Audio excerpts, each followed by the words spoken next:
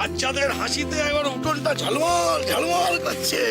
ওহ, কতদিন পর বল, দেখেও প্রাণটা একেবারে শান্তি হলো রে। উজ্জ্বলতার ব্যবস্থা করেছিল মাস্টারমশাই, তাতে ওদের চিৎকারে রোজই আপনার কান ঝালাপালা হওয়ার জোগাড়। আপনাকে বললাম না মাস্টারমশাই, একবার চলুন বাইরে বেরিয়ে দেখবেন। আমাদের পাঠশালার জন্য কত নতুন নতুন প্ল্যান করছি। মাস্টারমশাই, আমাদের এই পাঠশালাটা আবার চালু হবে। তাই তো দেখছি, এত বাচ্চা এই করবে কে? কি চারদিকারই কথা নাকি? কেন মাস্টারমশাই, ইচ্ছে থাকলেই তো উপায় হয়। আর আমাদের সবার যখন ইচ্ছে তখন পাঠশালা আমরা আবার খুলবই। একদম। আর দেখো, তার জন্য আমাদের দরকার প্রপার প্ল্যানিং আর টাইম। কারণ আমাদের সবাইকে বেশ কিছুটা সময় বার করতে হবে, দিয়ে এই পাঠশালার জন্য দিতে হবে। কি আমরা সবাই দিতে পারবো তো? পারবো, আমাদের পারতেই হবে। আচ্ছা, আমরা চট করে প্ল্যান করে নেব। হ্যাঁ, কে কখন টাইম দিতে পারবে আর কে কোন দায়িত্বটা ভাগ করে নেবো সেটা। দরকার হলে প্রত্যেকের বাড়ি বাড়ি গিয়ে বোঝাবো, বাচ্চারা যাতে নিয়মিত স্কুলে আসতে পারে তার ব্যবস্থা করব। ঠিক বলেছিস, এবার দেখব কি করে পাঠশালা না হয়। হবে হবে, এবার ঠিক হবেই। সকলের এত চেষ্টা, এত ইচ্ছে, এ কখনো বিফলে যাবে না। বিফলে আমরা যেতে দেবই না মাস্টারমশাই, পাঠশালা আমরা খুলবই। আমি মাঝে মাঝে তোমায় দেখি আর অবাক হয়ে উজ্জ্বল, ভাবি তুমি কি সত্যি বাইরের ছেলে? সত্যি আমাদের গ্রামের কেউ নও? মনে হয় তুমি আমাদের কত আপন, কত চেনা, কত দিনের সম্পর্ক তোমার সঙ্গে আমাদের। ভগবান তোমার মঙ্গল করুন বাবা। পরোপকারের মতো মহৎ কাজ যে করে তার কখনো অমঙ্গল হয় না, কখনো হয় না। না মাস্টারমশাই, নিজের উপকার নিজেকেই করতে হবে। নিজে যদি পিছিয়ে থাকি, অন্য কেউ মই ধরে দিলেও উপরে ওঠা যায় না। একটা কথা আছে না, self help is best help.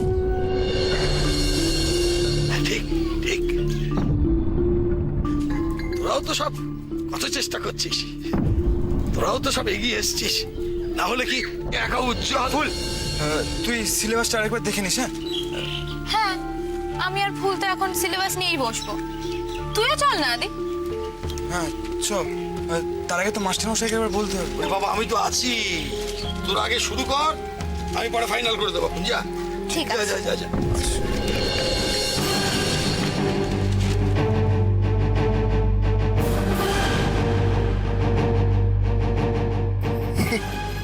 Self help, নিজেকে হেল্প করতে করতে সবাই মিলে যে কোন ড্রাগের নেশায় ডুবে যাচ্ছ বুঝতেও পারছো না।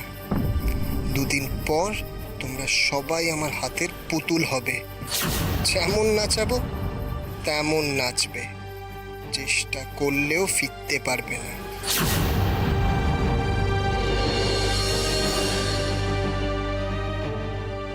নিজেদের জালে নিজেরা আটকাচ্ছ। আমার কি দোষ? আমার কোটি টাকার ওয়াইন ফ্যাক্টরির জন্য যদি আমার 2-10 টাকার জাল কিনতে হয় কিনবো, তাতে ক্ষতি কি? পাঠশালা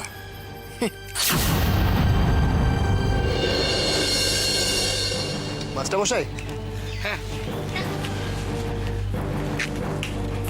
আপনার সঙ্গে একটা কথা ছিল আমার।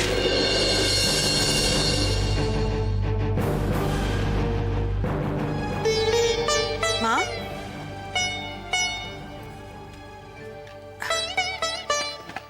মা খেয়ে নিন, দেরি করবেন না।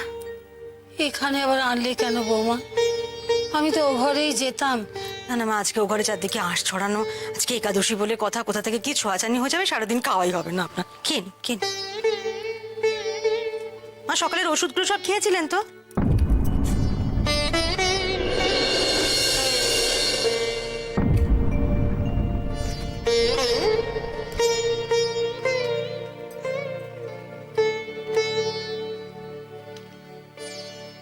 কি হলো মা, চুপ করে আছেন কেন? শরীর খারাপ লাগছে? ভয় হয় বড় বৌমা, বড্ড ভয় হয়। ভয়? কিসের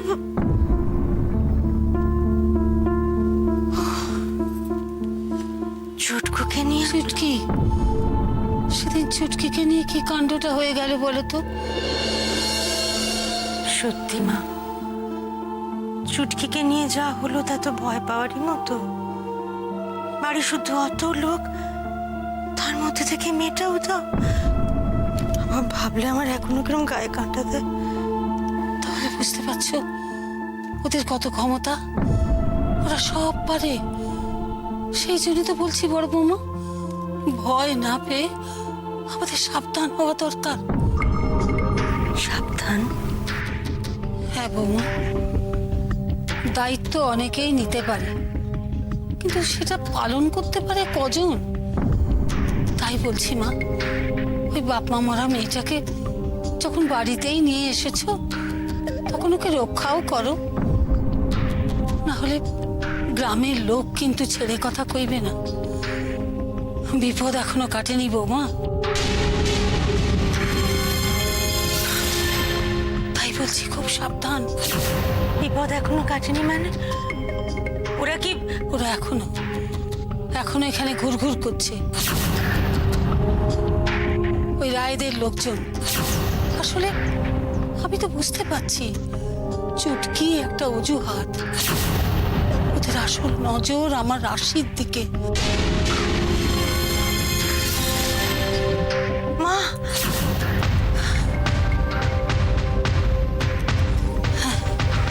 হ্যাঁ মা, ভয় পেও না বড় বৌমা, আবারও বলছি সাবধান হও।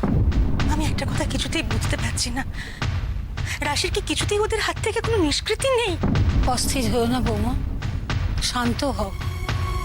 আমাদের মাথা ঠান্ডা রেখে মেয়েটাকে বাঁচাতে হবে। আমরা যদি ভেঙে পড়ি, ওকে বাঁচাবে কে বলো? মা, আমার রাশি। তোমার রাশির কিচ্ছু হবে না মা, কিচ্ছু হবে না। তবে কি জানো, ও বন্যার জল বাঁধ দিয়ে ওকে ঠেকাতে যেও না, তাহলে প্রলয় কাণ্ড হবে। ওকে বোঝাতে হবে বৌমা, মাথা ঠান্ডা রেখে ওকে বোঝাতে হবে। তাহলে আমার দিদিভাই ঠিক বুঝতে পারবে। ভরসা রাখো বড় বৌমা, ভরসা রাখো। রাধা মাধব রয়েছেন, তুমি ভরসা রাখো।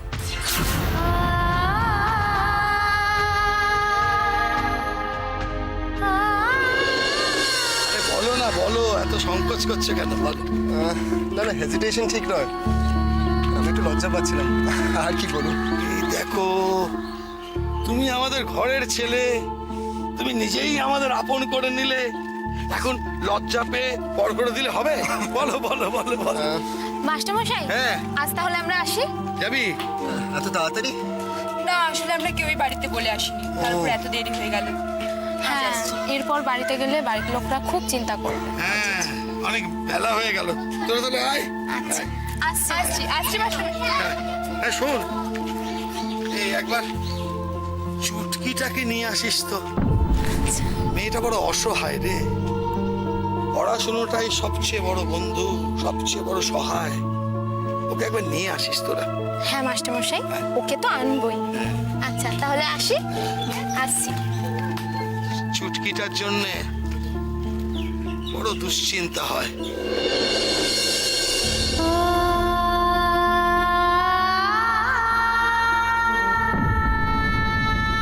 মেয়েটার ওপর দিয়ে যা ঝড় গেল, এখানে এসে যদি ওই বিশ্রী স্মৃতিগুলো একটু ভুলতে পারে, এই আর কি। আজ আপনি একটু বিকেলে আমাদের বাড়িতে আসবেন, হ্যাঁ? মেজমা আপনাকে বারবার করে আসতে বলেছে। নিশ্চয়ই যাব। আসছি।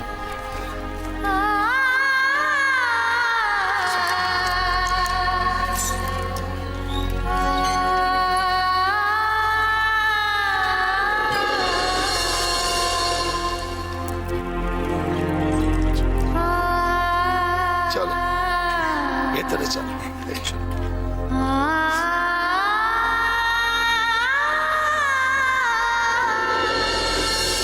তারপর রাজকুমারী তার লম্বা কালো ঘন কেশ রাজপ্রাসাদের বাইরে ঝুলিয়ে দিল।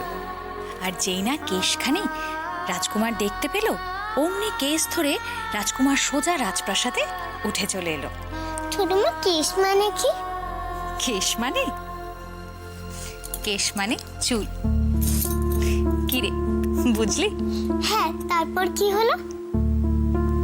ও বাবা, মেয়ের দেখছি ভালো গল্প শোনার নেশা হয়েছে তো। বলো না, বলো না তারপর কি হলো? জানিস চুটকি, ছোটবেলায় না আমি একদম ঠিক তোর মতো ছিলাম। পাতার পর পাতা গল্পের বই গোগ্রাসে পড়ে ফেলতাম। এমনকি স্কুলের বইয়ের ভেতরেও গল্পের বই লুকিয়ে রাখতাম। ইস, কি মজায় না কাটতো দিনগুলো। অভাব ছিল ঠিকই, কিন্তু সংসারে কোনো দুঃখ ছিল না।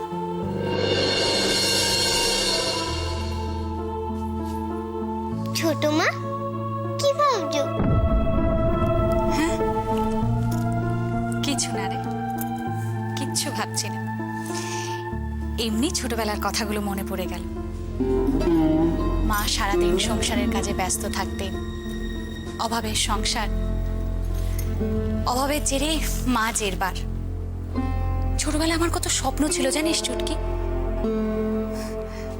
বড় হয়ে স্কুলে পড়াবো, দিদিমণি হব। স্বপ্ন কোথায় হারিয়ে গেল সব। গরিব বাবা বিয়ে প্রস্তাব পেল, আর অমনি মেয়ের বিয়ে দিয়ে দিল।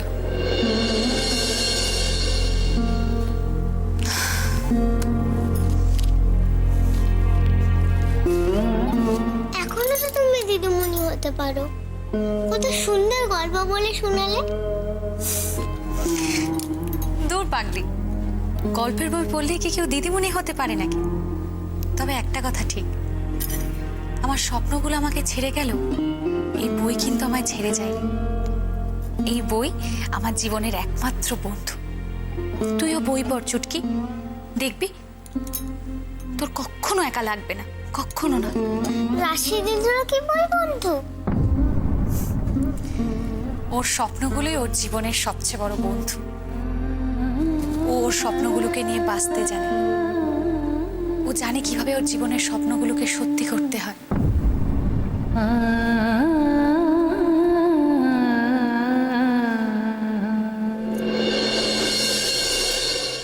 জানিস, আমারও খুব ইচ্ছা করে রাশির মতো করে জীবনটা কাটাতে,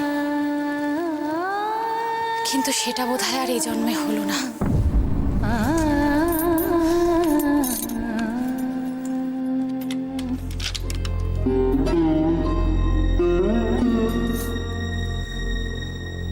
তুই বাদ চুটকি,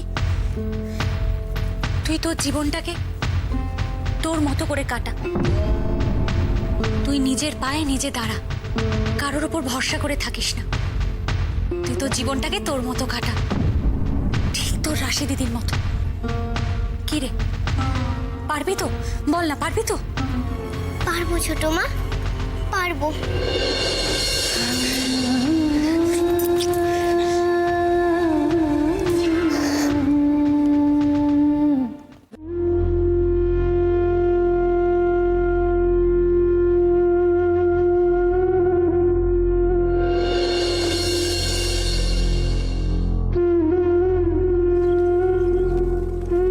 ওটা কি হলো? কোনটা? আহা, বুঝতে পারছো না জানো? ওই যে আসার আগে ওই তাকানোটা। উফ, তুইও না। ওটা তো মেজমা বলতে বলেছিল তাই। ওদিকে আদির তো ফুল, তুই না আর বদলাবি না। সেই ছোট্টবেলা থেকে একই কথা। নতুন কথা বলবো? কি বলি? নতুন মানুষ কিনি? হ্যাঁ, সেটা বলা যেতেই পারে। না রে, মানুষটা কিন্তু খুব ভালো। এনজিওর লোকেরা যে এতটা ভালো হয় সেটা আগে জানতাম না। বল, ওইসব লোকদের সম্বন্ধে কেমন ধারণা ছিল আমাদের। সত্যি রে, কত কিছু শুনতাম আগে। বল, সব জানাগুলো কেমন বদলে দিল। সত্যি, ও তো আমাদেরকে চেনেও না, অথচ কত উপকার করেছে। তুই আমার কথাটাই দেখ না, তোকে তো তখন সব বললাম। সবকিছু শেষ হয়ে যাওয়া একটা মেয়ের জীবনে ওই খড়কুটুকু কতটা দামি। নতুন কিছু আঁকড়ে ধরে বেঁচে থাকার স্বপ্ন দেখা। ফুল, এভাবে কেন বলছিস তুই? ওই জঘন্য লোকটার জন্য তো জীবন শেষ হয়ে গেছে, বরং ওর কাছ থেকে চলে এসে তুই একটা নতুন জীবন ফিরে পেয়েছিস, মুক্তি পেয়েছিস। এখন শুধু প্রাণ ভরে বাঁচ, পেছনে ফিরে আর তাকাস না ফুল। আমরা তো সবাই আছি তোর সাথে, তাই না? আমি জানি তোরা সবাই আমার পাশে আছিস, তাই তো অন্তত মাথা তুলে বাঁচার সাহসটুকু পাই। তবে নতুন করে চলতে শুরু করতে পারবো কিনা সেটা জানি না। ফুল, মাথার আগেই বাজে কথাগুলো সরাতো। এখন শুধু পাঠশালার কথা ভাব, সিলেবাসের কথাগুলো একটু মাথায় রাখিস, আর যা যা বলেছিলাম সেগুলো তো দেখতেই হবে। শোন, একটা কাজ করিস, কালকে যদি পারিস একটু তাড়াতাড়ি চলে আসিস, অনেক কাজ পড়ে আছে রে। আর আমি যদি পারি তাড়াতাড়ি চলে আসবো, কেমন? সেটা আর বলতে, আমার তো মনে হচ্ছে রাতে ঘুমই হবে না। উফ, কি দারুণ হবে বল রাশি, আমাদের পাঠশালা আবার নতুন করে চালু হচ্ছে। মাস্টারমশাই, সেদিন যখন আপনি আমাকে এখানে থাকতে বললেন, আমি কিন্তু এক কথায় রাজি হয়ে গেলাম। না ঠিক, তুমি একবারও না বলনি। আজকে তাহলে আপনাকেও আমার একটা কথা রাখতে হবে। কি কথা? মাস্টারমশাই যদি কথা দেন যে উনি না বলবেন না, তাহলে আমি কথাটা বলতে পারি। আগে শুনি না, তারপর নয় হবে। হ্যাঁ, এরকম না শুনে তো কোনো কথা দেওয়া যায় না। ঠিক আছে, আমি বলছি, কিন্তু একটা আবার কিন্তু কিন্তু করছো, বলো না, বলো বলো। দেখুন মাস্টারমশাই, আমি যে আপনাদের এখানে থাকছি, খাওয়া দাওয়া করছি, তার তো একটা খরচা আছে। সেই বাবদ আমি আপনাদের কিছু টাকা দিতে চাই।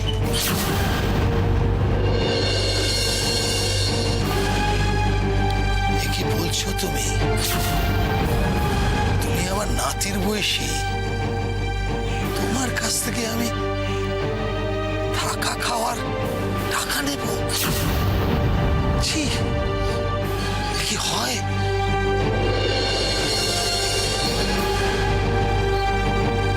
কেন মাস্টারমশাই, আমি ভালোবেসে আপনাদেরকে টাকাটা দিতে পারি না? এই দেওয়াতে আমার আনন্দটাই বেশি। এই আনন্দ থেকে আমাকে বঞ্চিত করবেন না প্লিজ। সে তো এমন কিছু নয়, তা বলে তুমি থাকা খাওয়ার টাকা। আদি, তোমরা আমাকে ভুল বুঝছো। তোমরা আমার জন্য যা করেছো তার দাম আমি কোনোদিনই ফেরত দিতে পারবো না।